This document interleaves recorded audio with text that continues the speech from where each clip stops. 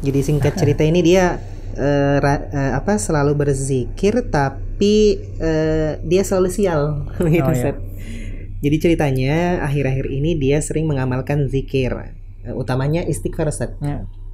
Dimanapun dia berada berjalan, dan selama 3 hari, Ustaz, dia merasa kok malah kayak banyak musibah begitu, Ustaz.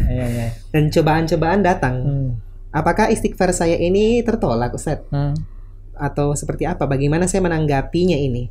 Walaupun mungkin terasa ringan, Ustaz, untuk menghadapi cobaan-cobaan yang datang ini, Ustaz. Iya. Pernah satu hari ceritanya ini dia pulang kerja, Ustaz. Ban motor robek, tidak bisa ditambal, uang hilang. Akhirnya dikasih ban gratis sama tukang tambalnya, Ustaz. Gitu. Jadi berjalan. Tapi pas ini lagi kena bocor lagi gitu. Pas ada tukang tambal ban lagi, uang sudah tidak ada, Ustaz. Tiba-tiba ada ojek online yang membantu membayarkan.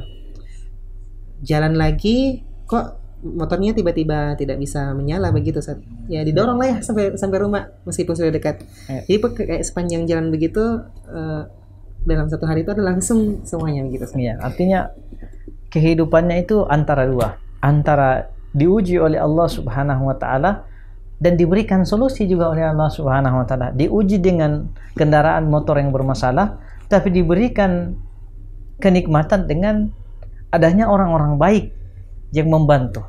Jadi seperti itulah kehidupan kita. Tentu saja istighfar ini adalah diantara salah satu amalan zikir ya, untuk mendekatkan diri kepada Allah Subhanahu wa taala yang sangat dahsyat ya. Bahkan Nabi SAW kan dalam riwayat kita kenal bagaimana Nabi SAW mengatakan, wallahi inni la astaghfirullah wa atubu ilaihi fil yaumi aktsara min 70 marrah. Demi Allah, saya ini dalam sehari itu beristighfar, memohon ampun kepada Allah Subhanahu wa taala ya, lebih daripada 70 kali, bahkan di dalam riwayat yang lain disebutkan 100 kali ya, dalam satu hari, satu malam ya. Pertanyaan kita, ini berapa kali ya kita beristighfar kepada Allah Subhanahu wa taala? Ini adalah suatu ibadah yang luar biasa. Ya, dalam Al-Quran, dalam surah Nuh juga ya, Allah Subhanahu wa taala menjelaskan tentang keutamaan daripada istighfar. Allah mengatakan, faqultu astaghfiru rabbakum innahu kana ghaffara. Maka aku katakan kepada mereka ya, ini dalam kisah Nuh ya, istaghfiru rabbakum, beristighfarlah, memohon ampunlah kepada Tuhanmu, innahu kana ghaffara, karena sesungguhnya dia Allah Subhanahu wa taala Maha Pengampun.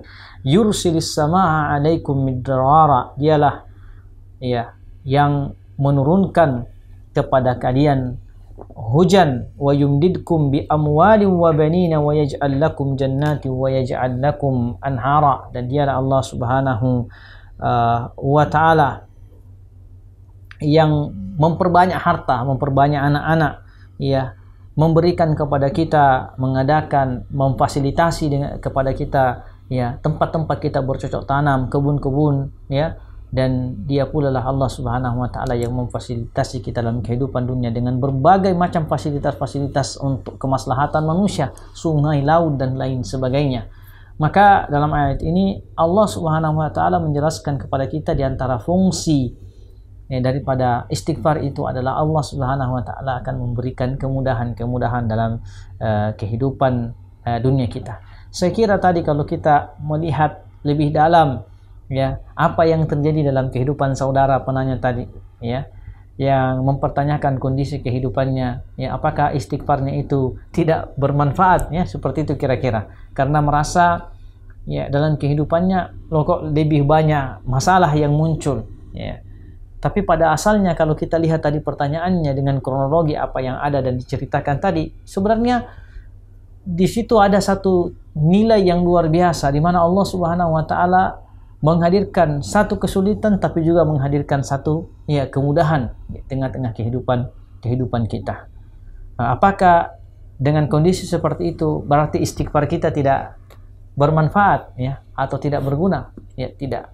Kita tidak secara otomatis mengatakan ya tidak berguna atau tidak bermanfaat, karena setiap zikir kita, ya setiap